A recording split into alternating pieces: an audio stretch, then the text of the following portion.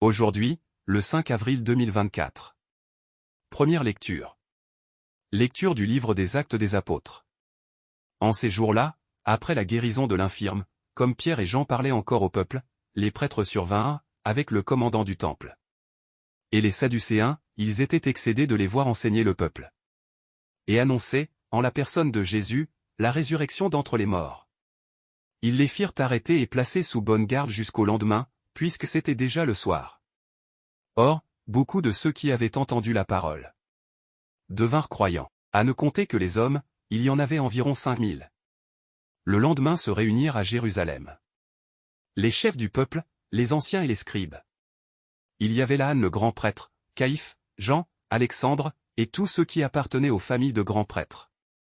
Ils firent amener Pierre et Jean au milieu d'eux. Et les questionnèrent. Par quelle puissance, par le nom de qui, avez-vous fait cette guérison? Alors Pierre, rempli de l'Esprit Saint, leur déclara.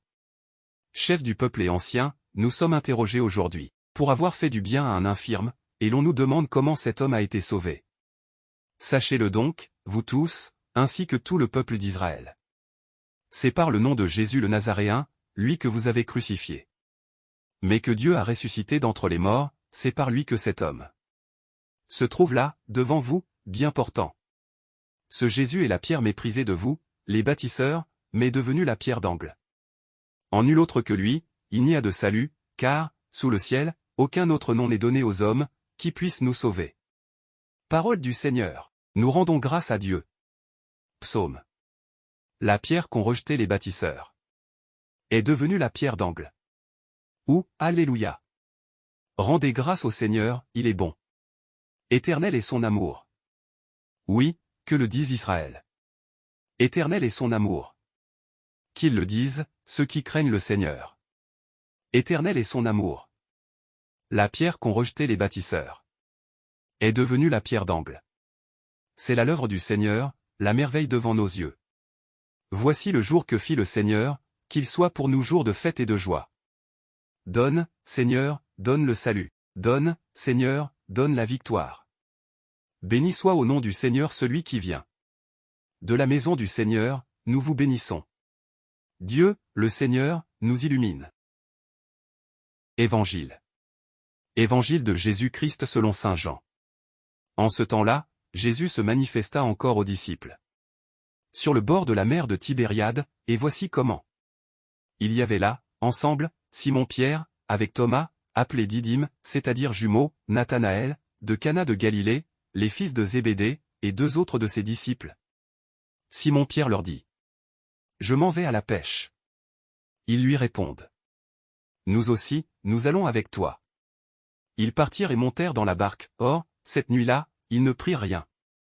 Au lever du jour, Jésus se tenait sur le rivage, mais les disciples ne savaient pas que c'était lui. Jésus leur dit.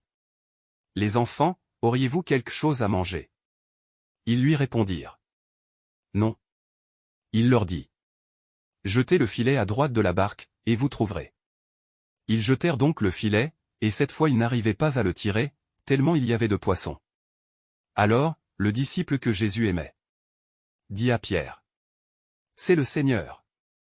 Quand Simon-Pierre entendit que c'était le Seigneur, il passa un vêtement, car il n'avait rien sur lui, et il se jeta à l'eau. Les autres disciples arrivèrent en barque, traînant le filet plein de poissons, la terre n'était qu'à 100 mètres. Une fois descendus à terre, ils aperçoivent, disposé là, un feu de braise. Avec du poisson posé dessus, et du pain. Jésus leur dit. Apportez donc de ces poissons. Que vous venez de prendre? Simon-Pierre remonta. Et tira jusqu'à terre le filet plein de gros poissons. Il y en avait 153. Et, malgré cette quantité, le filet ne s'était pas déchiré. Jésus leur dit alors. Venez manger. Aucun des disciples n'osait lui demander. Qui es-tu? Il savait que c'était le Seigneur. Jésus s'approche, il prend le pain. Et le leur donne, et de même pour le poisson.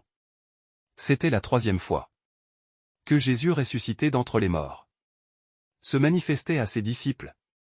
Acclamons la parole de Dieu. Louange à toi Seigneur Jésus.